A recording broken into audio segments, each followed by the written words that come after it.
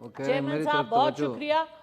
Chairman साहब, मैं सिर्फ इतनी इधर मुफस्सल तकरीरें हुई और बड़ी ज़बरदस्त बातें हुई। रज़ा रब्बानी साहब ने भी बहुत अच्छी बातें की और एजाज चौधरी साहब ने तो सारा समुंदर कूजे में बंद कर दिया। हमारे लीडर ऑफ द ऑपोजिशन और मोहसिन अजीज़ साहब और सवाती साहब ज़बरदस्त बातें की। मैं सर सिर्फ चंद सवालात आपसे गोश गुजार करना चाहूँगी, क्योंकि मैं एक अदना सा वर्कर हूँ। सिंपल से मेरे दिमाग में जो सवाल आते हैं मैं वो पूछना चाहती हूँ, क्योंकि मुझे बताया गया है कि सेनेट में आप हर किस्म की बात कर सकते हैं। आप वो सवाल भी पूछ सकते हैं जो और जगह आप नहीं पूछ सकते। तो मेरे चंद सवाल हैं जी कि मुझे ये बताइए कि जब मुल्क में इस कदर आफत आई हो, आपके पास पैसे ना हो, आप हर जगह ये बातें कर रहे हो कि हमारे पास पैसे नहीं है, डिफ़ॉल्ट करने वाले हैं, तो किस बेसिस के ऊपर हमारे हुक्मरान चार्टर फ्लाइट्स करके उनको JF कैनेडी एयरपोर्ट पे जहां एक एक घंटे के पैसे देने पड़ते हैं, वहां चार्टर फ्लाइट्स खड़ी होती हैं हफ्ते पूरे के लिए? मेरा सवाल ये है कि कैसे अमेरिका के न्यूयॉर्क में सबसे महंगे होटल में जाके हमारी जो लीडरशिप है, हमारे मुल्क की जो हुकूमत है जिसमें 70 से ज़्यादा अरकान हैं, वो वहाँ जाके किस जवाब से रहते हैं जहाँ एक रात का $1000 से ज़्यादा किराया होता है, जहाँ और $4000 सबसे कम जूनियर स्वीट का है। वहाँ जो प्रेसिडेंशियल स्वीट है उसके $10,000 हैं। सर, ये प्लाजा होटल है।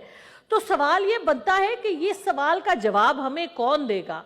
ये कहाँ होता है? दुनिया का कौन सा मुल्क है जहाँ पर इस किस्म के अब ये बातें नहीं सर, ये सवाल तो बनते हैं, ये सवाल पूछे जाएंगे क्योंकि ये सवाल हमारे बनते हैं। अगर पसंद ना आए तो और बात है।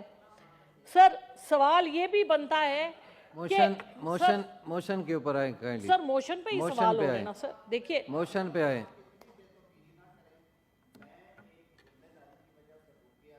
Leader of the house, advisory में वादा किया था कि आप आज इसको डिस्चार्ज कर लें, बातें कर लें और उसके बाद करेंगे। बात ये है कि अगर हमने यही तकरीरें आपके लिए बहन, पूरा हाउस खुला हुआ है, आप जम करें, कल भी करें, परसों भी करें, इनके जवाब भी हैं वैसे मेरे पास। सर जरूर दीजिएगा, लेकिन सर बात तो करने दें। अब तो हॉल भी खाली है, कोई लेके तो क्या बैठना, तो उसका भी जवाब मेरी बात करने से? सर, अब तो हॉल भी खाली है। अब कौन सी ऐसी बात हो गई कि कुछ इंसान यानी मोशन काइंडली मोशन पे आए। सर, मोशन के ऊपर तो जो एजेंडा है उस पे आए प्लीज। ठीक है जी। जितनी हम मुजम्मत कर सकें सैफुल्लाह नियाजी साहब के साथ जो उनके घर पे हुआ, मुझे बता दें ये कहाँ होता है? ये कहाँ होता है कि आप एक इनोसेंट आदमी जिसके घर से कुछ ना निकला हो, मुझे बता दें वहाँ से क्या निकला, किस वारंट के तहत? वो जो कागज़ इन्होंने इनको व्हाट्सएप पे दिखाया उसके तहत जिस तरह से इन्होंने इनके ऊपर ये हमला किया और जिस तरह से हमारे सारे पार्लियामेंटेरियंस पे हुआ है, ये कहाँ होता है? इसकी जिम्मेवारी कौन लेता है? कल हमारे honourable leader of the house ने कहा कि वो और हमारे इंटीरियर मिनिस्टर वो दो लोग हैं जो जब भी कोई सख्ती होती है तो वो कहते हैं सख्ती ना करो। तो सवाल हमारा ये है कि ये कौन करता है? सर, इस मुल्क में कौन लोग हैं जो ये जबर करते हैं, जो ये सख्ती करते हैं, जब हमारी सिटिंग गवर्नमेंट कह रही है कि हम तो इसमें मुलव्विस नहीं है, हम तो कहते हैं मत करो? तो सर, ये कौन कर रहा है? हमें इसका जवाब चाहिए। हमें इसका जवाब चाहिए कि ये कौन कर रहा है, वो कौन है जो कि इस किस्म के हमारे सिटिंग पार्लियामेंटेरियंस के ऊपर इस कदर जुल्म ढाते हैं और उसकी जिम्मेवारी भी कोई नहीं ले रहा। सर, जो करने वाले हैं वो कह रहे हैं हमने तो किया नहीं। तो सर, कौन कर रहा है? इसका जवाब हमें चाहिए। ये जवाब हम लेके यहाँ से उठेंगे सर, क्योंकि ये बातें बड़ी आसान हैं, मगर फ्रीडम ऑफ एक्सप्रेशन के बारे में अगर हम बात करें तो अब हम बात करते हैं तो हमें बात कोई नहीं करने देता। मुझे ये बताइए कि ये कहाँ होता है कि एक दिन वही आदमी बुरा होता है? मसलन मोहसिन दावड़ साहब को प्रूव किया गया कि ये पाकिस्तान के खिलाफ हैं और आज वो सब कुछ ठीक हो गया। सर, ये कैसे होता है? एक दिन इस मुल्क में कहा जाता है कि मैं चोर हूं, 4 दिन के बाद मुझे कहा जाता है नहीं मैं चोर नहीं हूं। सर, ये कहाँ होता है? ये कहाँ होती हैं ये बातें जहां एक दिन जो गलत है अगले दिन वो साफ हो जाता है? सारी आपकी कोर्ट्स कह देती हैं ये ठीक है और हमसे कहा जाता है कि हम इसको मान लें کہ جو کالا ہے وہ سفید ہو گیا, جو دھندا خراب ہے وہ دھندا صحیح ہو گیا. سر یہ کہاں ہوتا ہے مجھے بتائیے, اور یہ کون کرتا ہے؟ ہمیں اس کا جواب چاہیے. سر ہمیں یہ بھی جواب چاہیے کہ اس ملک میں یہ یہیں پہ ہوتا ہے کہ یہاں پرائم منسٹرز کو تو روندا جاتا ہے سر, ہر روز ان کو آپ کورٹس میں بلاتے ہیں, لیکن سر ہماری حکومت کے اداروں کے اور لوگ بھی تو ہیں جن کے اوپر کیسز ہوتے ہیں. سر وہ کیوں نہیں آتے عدالتوں میں؟ سر کیا وجہ ہے کہ ہمارے ملک کے ملٹری بیوروکریسی کے لوگ, ہمارے ملک کے, وہ کیوں نہیں آتے سر عدالتوں میں؟ کیوں نہیں ان سے پوچھا جاتا؟ سر یہ سوال تو بنتے ہیں اور سینٹ میں ہی بنتے ہیں کیونکہ یہاں تو بات کی جا سکتی ہے. تو سر یہ سوال ہیں اصلی جن کا جواب چاہیے, اور یہ جواب کون دے گا؟ حکومت نے تو کہہ دیا ہم نہیں دے سکتے. تو سر ان سوالوں کے ہمیں جواب چاہیے, اور جب ہم بات کرتے ہیں تو پھر وہ بری ہو جاتی ہے. سر یہ بتائیے کہ ادھر چند ہی مہینے پہلے بہت بڑا ایشو تھا کہ ہم نے فرانس کے ساتھ ہمارے تعلقات نہیں ہو سکتے, وہاں کے ایمبیسڈر کو واپس بھیجو. اور ایک سعد رضوی صاحب ہیں جن کی بہت بڑی جماعت ہے جو سڑکوں پہ نکل آئی تھی. سر وہ جماعت اب کہاں ہے؟ اب ایمینوئل میکرون صاحب کے ساتھ ہمارے وزیر اعظم صاحب, سر ان سے دستوں گرے باؤں رہے. سر یہ کہاں؟ کل یہ غلط تھا, آج یہ صحیح ہے, اور وہ لوگ جو اس کے لیے کھڑے ہوتے تھے وہ کہاں ہیں سر؟ وہ کہاں ہیں؟ اور یہ کون لوگ ہیں جو یہ کام کرواتے ہیں, جن کے ہم نام نہیں لے سکتے, جن کے بارے میں ہم کچھ کہہ نہیں سکتے کیونکہ ہمیں ڈر ہے کہ کل فون آئے گا یا میرے گھر پہ بھی ریڈ ہو جائے گا. سر یہ کس قسم کا نظام ہے؟ میری تو سمجھ سے باہر ہے سر یہ. سر اور ایک اور سوال بھی میرا ہے کہ سر جو لوگ آپ نے ٹرائی کیے, ٹیسٹ کیے, جنہوں نے پاکستان کو لوٹا, جنہوں نے آ کے بیان حلفی دیے کہ ہم نے یہ منی لانڈرنگ کی تھی حدیبیہ پیپرز ملز کے حوالے سے, اس میں قاضی فیملی کا یہ رول تھا, ہمارا یہ رول تھا. سر ایک دن وہ بیان حلفی دیتے ہیں, سب کچھ ایکسیپٹ ہو جاتا ہے, اور چند دنوں کے بعد کہا جاتا ہے کہ یہ تو میں نے انڈر ڈیوریس دیا تھا. اور وہی والی بات کہ وہ وزیر اعظم کے جہاز میں باہر جاتے ہیں, وزیر اعظم کے جہاز میں کل واپس آ جائیں گے اور ہم سب ان کو ایکسیپٹ کر لیں گے. سر یہ کیسے ہوتا ہے سر؟ یہ کہاں ہوتا ہے دنیا میں کہ آپ پہلے کہیں یہ غلط ہے, پھر آپ پوری قوم 22 کروڑ لوگوں کو کہہ رہے ہیں کہ جو کل غلط تھا یہ آج صحیح ہے؟ سر یہ کیسے کر سکتے ہیں آپ؟ ہم انسان ہیں, ہم کوئی روبوٹ تو ہے نہیں کہ پہلے آپ ہمیں سبق دیں کہ یہ جھوٹ ہے, پھر آپ ہمیں سبق دیں یہ سچ ہے. سر اس طرح نہیں ہو سکتا, اب نہیں ہوگا اس طرح, کیونکہ ہم سوال کریں گے, ہمارا کام ہے, ہم یہاں کیا کرنے آئے ہیں سر؟ وہ لوگ سر اب کل جو لیکس ہوئی ہیں پرائم منسٹر ہاؤس سے, سر جن کے بیچ میں یہ باتیں ہیں کہ ہندوستان سے آپ پاور پلانٹس کے حصے منگوا رہے ہیں سر, سیکیورٹی بریچز ہو رہی ہیں سر آپ کی, لیکن وہ سب ٹھیک ہے کیونکہ وہ کوئی ہم سے کہتا ہے کہ یہ سب ٹھیک ہے. سر یہ کیسے ہوتا ہے؟ پاکستان کے سارے معاملات سر پاکستان میں سیٹل نہیں ہوتے, یا لنڈن میں سیٹل ہوتے ہیں یا نیو یارک میں سیٹل ہوتے ہیں. سر یہ کیا ہے یہاں پہ؟ کس قسم کی کھلواڑ ہے ہمارے ملک میں؟ سر میری سمجھ سے تو باہر ہے, اور اتنے میں تو بہت جونیئر ہوں, بہت ناسمجھ ہوں, بہت عاجز ہوں, لیکن اتنے بڑے بڑے پارلیمنٹیرین سر ہم صرف باتیں ہی کریں گے کہ ہم کچھ کر بھی پائیں گے؟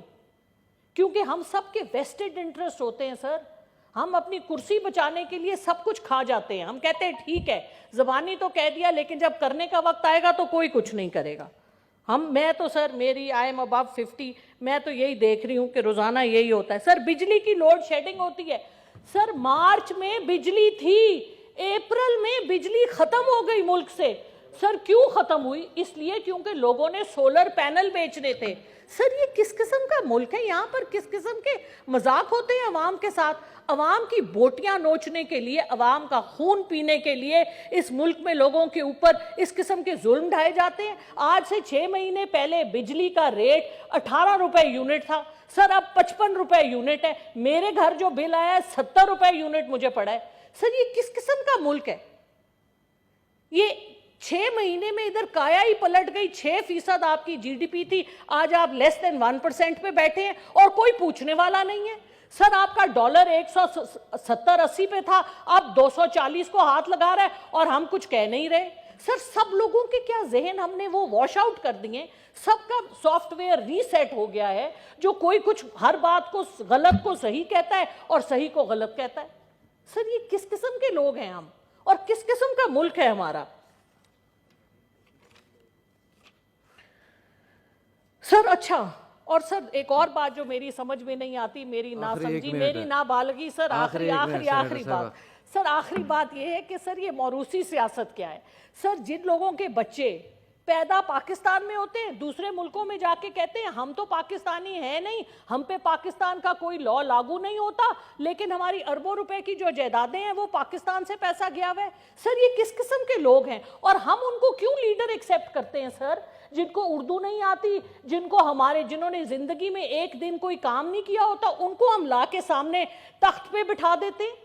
اور کیا سر پاکستان کی 22 کروڑ عوام میں کوئی صاف ستھرا بندہ نہیں ملا تھا ہمیں کہ عمران خان صاحب کو ریپلیس کرنا تھا تو چلو ان کا 1/10 حصہ ہی کوئی لے آتے، کوئی دیانتدار آدمی؟ سر ہم نے ایسے لوگ کیوں لائے جن کو پوری دنیا میں جدہ جائیں، لنڈن جائیں، ان کو وہاں آوازیں پڑ رہی ہیں؟ اور آج ہمارے فاضل یہاں پہ بھائی تھے، انہوں نے کہا کہ یہ بڑا ظلم ہو گیا۔ ارے بھائی لوگوں کی فریڈم آف سپیچ پاکستان میں تو آپ نے بند کر دی، آپ کہتے ہیں پوری دنیا میں لوگ ہماری مرضی کی باتیں کریں۔ سر یہ کیسے ہو سکتا ہے؟ سر ہم بہت دل کے جلے ہوئے ہیں، ہمیں سمجھ نہیں آتا ہم کہاں جائیں۔ سر ہمارے پچھلے پرائم منسٹر صاحب جو مفرور ہوئے ہیں کئی سالوں سے دل کے پتہ نہیں کون سے پلیٹلیٹس کے مسئلے سے، جو ابھی تک ڈاکٹر کو ملنے نہیں گئے، وہ جب گئے تھے یونائٹڈ نیشنز تو اپنے گرینڈ چلڈرن کو بھی ساتھ لے کے گئے تھے۔ سر اب جو ہمارے ان بڑے رسپیکٹیبل پرائم منسٹر صاحب ہیں وہ بکنگم پیلس گئے ہماری اپنی اصلی کوئین الزبتھ کے ان کے فیونرل پہ، تو سر ان کے ساتھ کون تھا آپ کو پتہ ہے؟ سر ان کے ساتھ ان کی بہو تھی۔ سر یہ ہمارے حالات ہیں کہ ہمارا جو گورنمنٹ کا عہدہ ہے یہ ہماری ذاتی ملکیت ہے، پرائم منسٹر ہاؤس میں بیٹھ کے ذاتی کاروبار ہو رہے ہوتے ہیں۔ سر یہ بہت ظلم ہے اور یہ ہمارے سوال ہے۔ اور سر آخری سوال، سر ابھی پچھلے ہفتے یہاں پہ international institute of strategic studies کا تھنک ٹینک آیا ہوا تھا۔ سر انہوں نے اس میں 6 برٹش ڈیلیگیٹس تھے اور 1 امریکن صاحب تھے۔ سر ان کی ساری باتوں کے وہ ہم سے کرید رہے تھے کہ ہندوستان نے جب تم پہ برہموس پھینکا تو تم نے اس کو اگر وہ تمہارے کسی ہسپتال پہ گرتا تو تم اس کو کیسے ڈی ایسکلیٹ کرتے؟ سر میں نے ان سے سوال کیا کہ زیادتی کرے ہندوستان اور ڈی ایسکلیٹ کرے ہم، یہ کہاں کی منطق ہے؟ تو جب انہوں نے کہا یہ آپ کا خیال ہوگا ہمارا نہیں ہے، لیکن ایشو یہ ہے کہ وہ اس بات پہ آ رہے تھے کہ آپ کا نیوکلیئر بومب ہے اور آپ لوگ ارریسپانسبل ہیں، اور نہ ہی آپ کے پاس نہ تو فائنینشل سیکیورٹی ہے نہ اکنامک سیکیورٹی ہے۔ تو اگلے سال جس روش پہ ہم جا رہے ہیں اس روش پہ اب آپ اس کا انتظار کیجئے کہ ہم ایسٹ انڈیا کمپنی پچھلی تو گئی، اب جو اگلی گلوبل ہم نے امپورٹڈ حکومت کے نام پہ رجیم چینج پہ جو ہم نے لیے ہوئے ہیں لوگ، یہ ہمارا آخری جو ایک حربہ ہے اس کو بھی لینے جا رہے ہیں۔ بہت شکریہ سر، تھینک یو۔